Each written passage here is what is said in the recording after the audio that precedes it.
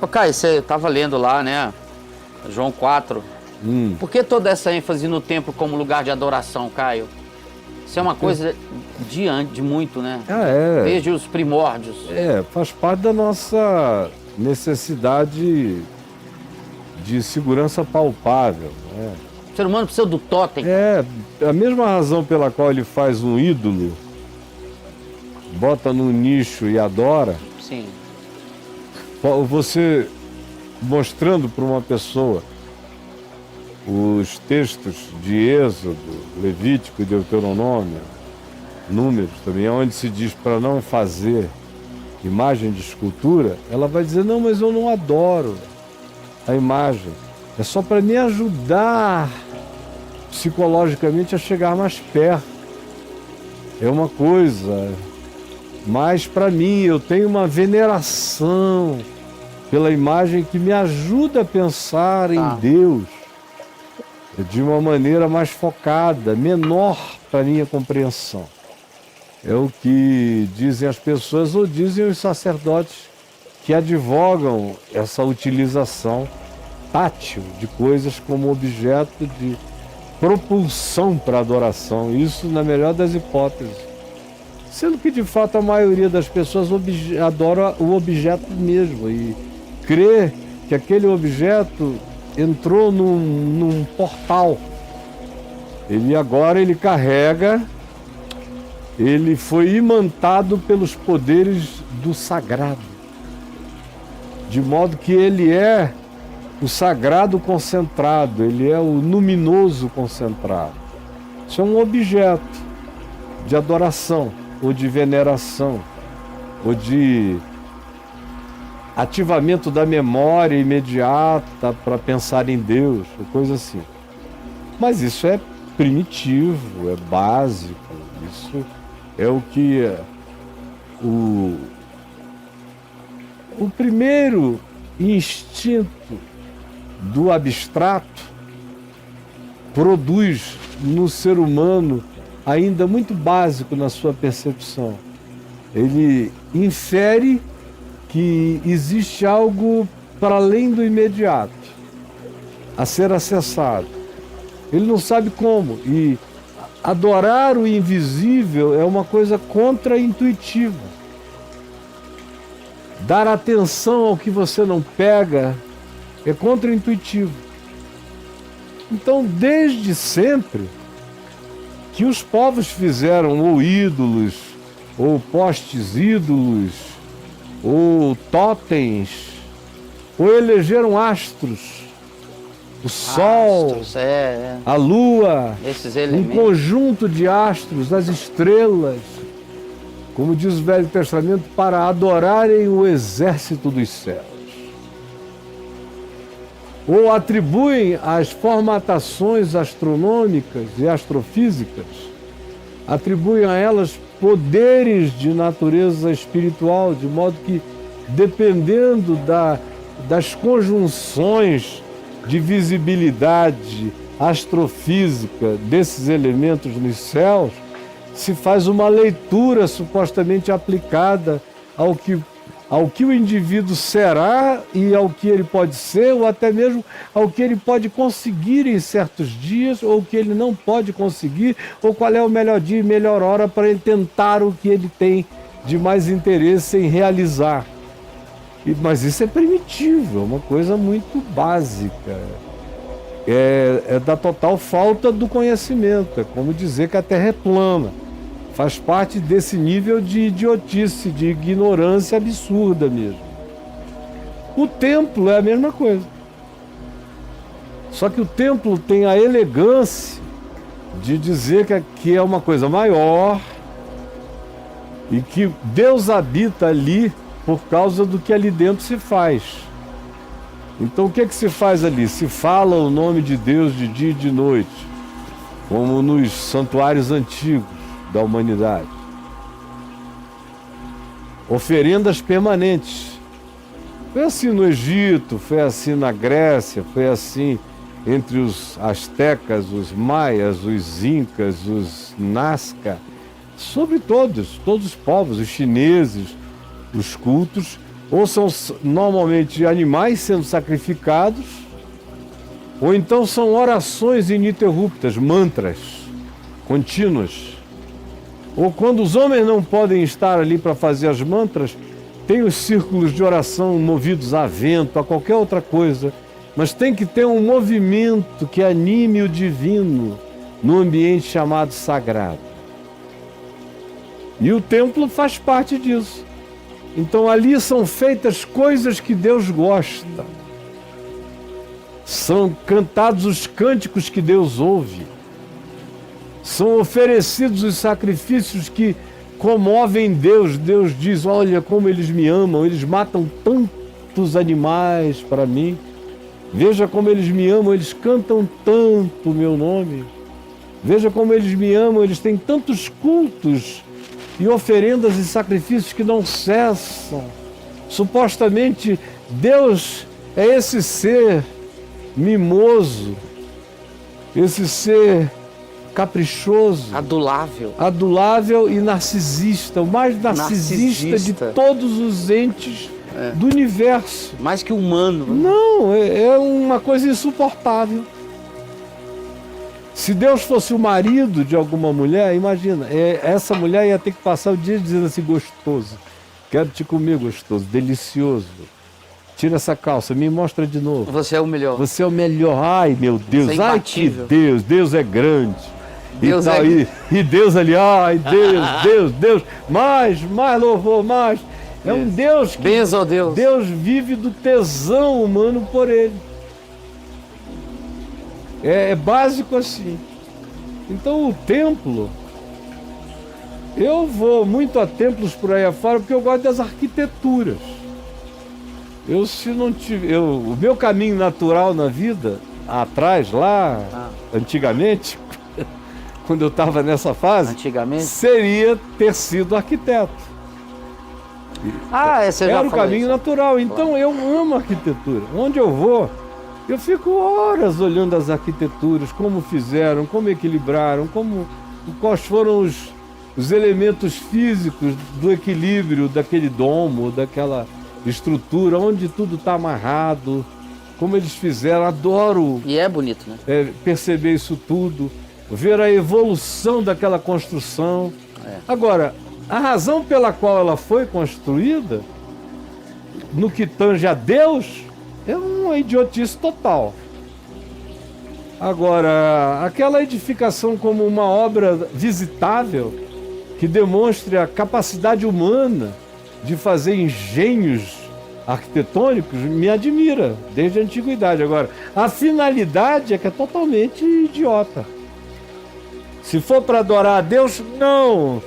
Entra no teu quarto ou olha para o teu coração, porque nenhum lugar da terra é a casa de Deus. Nenhum lugar da terra, os céus do céu não podem contê-lo. Imagina uma casinha que eu faço, digo que Deus mora lá, ou ainda que seja o templo de Salomão, é uma coisa idiótica. Aquilo ali é para o ego macediano, é para o ego religioso, dizer eu estou servindo o Deus maior no templo maior. Tudo é maior, tudo é maior. Então tem a ver com mensurabilidades, palpabilidades, tatibilidades, visualidade, indicação, é tudo ligado a poder, a demonstração de poder do sagrado que é meu. Da minha vara é mais poderosa do que a tua vara. É maior do que a tua, tem mais coisas preciosas na minha do que na tua. Logo, se isso aqui é consagrado a Deus, Deus vai ouvir mais aquele que agarrar-se a esta vara. É tão patético quanto isso. Mas o povo acostuma, né? Os crentes também acostumam. Você vê as perguntas que me fazem toda hora aqui é essa. Caio, eu não estou indo a um lugar.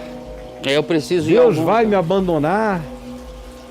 Ou será que eu estou tendo problemas na vida porque eu deixei de frequentar um lugar que era chamado de a casa, morada de Deus?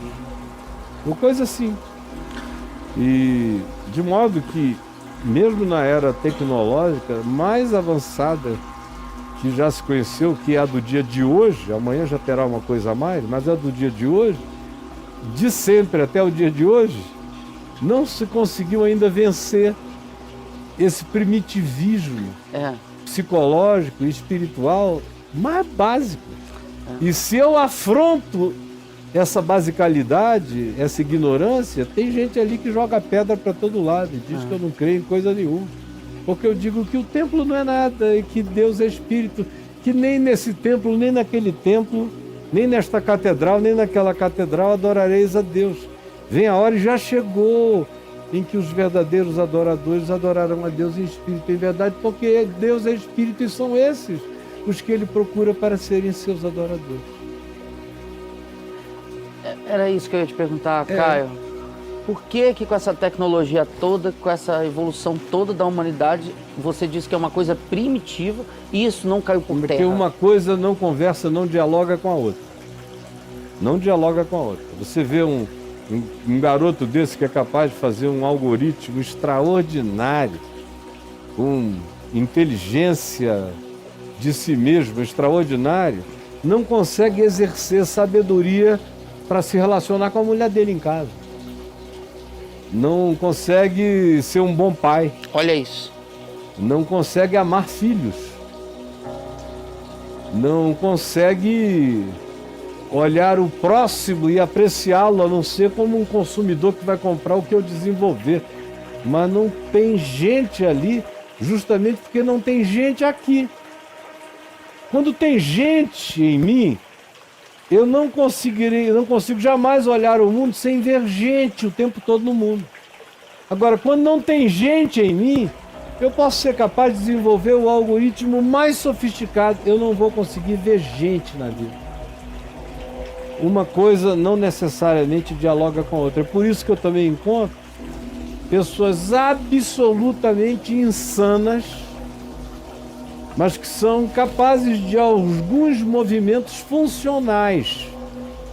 São capazes de trabalhar, de aprender matemática, de passar no psicotécnico, de fazer um concurso e entrar em alguma coisa, ou de se candidatar a um cargo público e de tão idiota que seja, fala tanta pasmaceira e idiotice que acaba reunindo uma multidão em torno dele.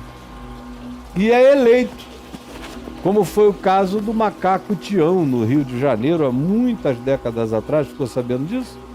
Que elegeram o Rio de Janeiro, elegeu um macaco. Resolveram votar em peso no macaco, e elegeram o macaco, como resolveram votar em peso, e elegeram, de novo.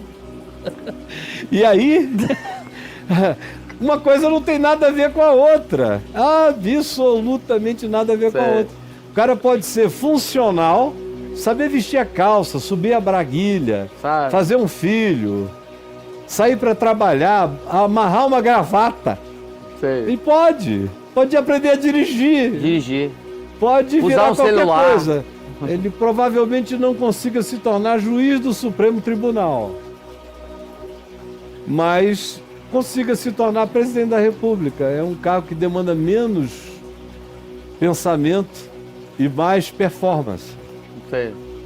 E provavelmente na Assembleia Legislativa não conseguiria se eleger presidente, só se fosse um Severino, que ficou ali alguns meses por uma contingência do ofício. Uma cobertura. E logo saiu porque não dava para segurar a onda. Não dá. Se não tiver um pouco mais de inteligência, roda. Não se mantém. Mas eu conheço gente absolutamente insana. Que não passa em nenhum teste psicológico. E você vê a insanidade da pessoa pelos valores dela, pelo que ela elege, ou pelo que ela não consegue enxergar de significado nas coisas. Ela é insana para fins psicológicos e para fins relacionais, mas não é insana para fins funcionais imediatos.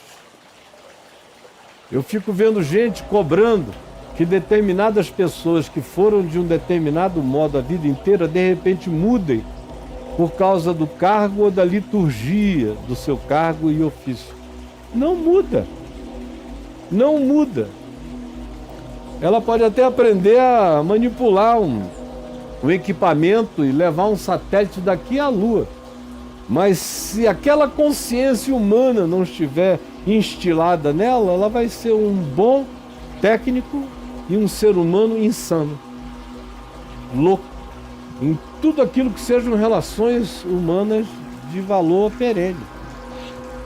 De modo que não há diálogo necessário entre a capacidade funcional, a inteligência funcional, e a inteligência emocional e a inteligência espiritual, e a sabedoria que é a inteligência espiritual.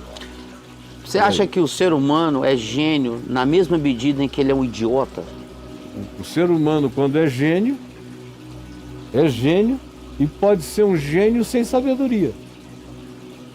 Portanto, um gênio idiota. E a história humana está cheia de alguns que foram extraordinários no que fizeram, justamente porque eram extremamente precários em outras áreas da vida. Como existem algumas deficiências mentais e neurais que, justamente por estarem presentes naquele indivíduo, exacerbam uma área de percepção do cara na qual ele é gênio. E justamente porque ele tem as demais áreas atrofiadas. Ele se tornou gênio numa, mas sem o amparo do resto das sensorialidades necessárias para transformá-lo num gênio sensato. Ele é topicamente genial, mas é um idiota no geral. Para a relacionalidade humana, está lotado. A coisa mais difícil mesmo é você encontrar um gênio que também seja sensato e sábio. Aí tem alguns na história humana, mas foram poucos. Quase todo gênio tem alguma descompensada em alguma outra área da vida. É difícil a genialidade habitar o equilíbrio e a sensatez de ponta a ponta. E aí, brother? Genial. Deixa eu fazer mais uma aqui, porque eu tenho mais uma saideira aqui, mas eu vou entrar aqui. Tá. O Hitler, por exemplo, foi uma atrocidade humana, considerado historicamente. Tinha genialidade em Hitler, Caio, na sua opinião? Não como a gente considera genialidade. Ele tinha uma tenacidade. Você falou da capacidade de agrupamento. Ele tinha uma tenacidade e um narcisismo extraordinário, uma capacidade tenaz, obcecada e uma fixação no fato de que ele era uma espécie de divindade entre os humanos. Isso está na base da pulsão psicológica do Hitler.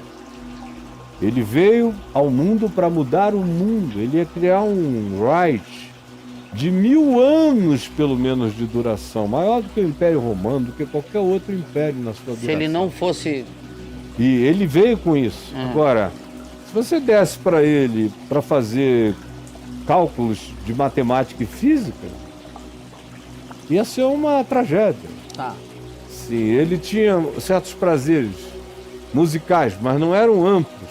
Ele era um cara de uma fixação num determinado autor. Ou ele teve admirações muito mais de orelha do que de pesquisa. Muito mais pelo que ouvia e elegia do que pelo que pesquisava e entendia. E ele é a demonstração de que um idiota obcecado pode conseguir praticamente o que queira. Aí, nesse caso, não é preciso ir muito longe para ver que idiotas obcecados tendem a reunir outros idiotas precisando de uma obsessão semelhante para atribuírem significado às suas existências mediocrizadas.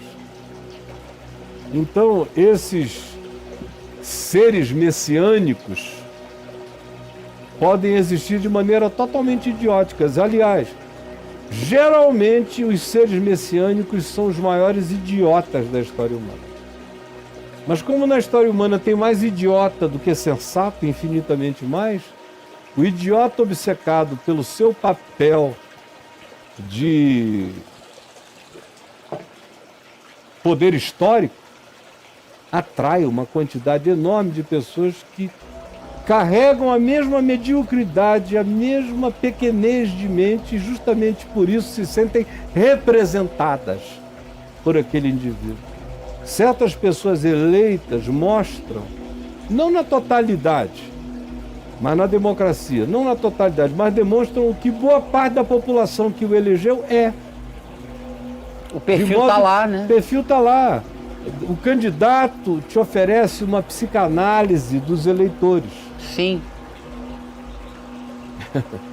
Sempre. E aí, meu amigo?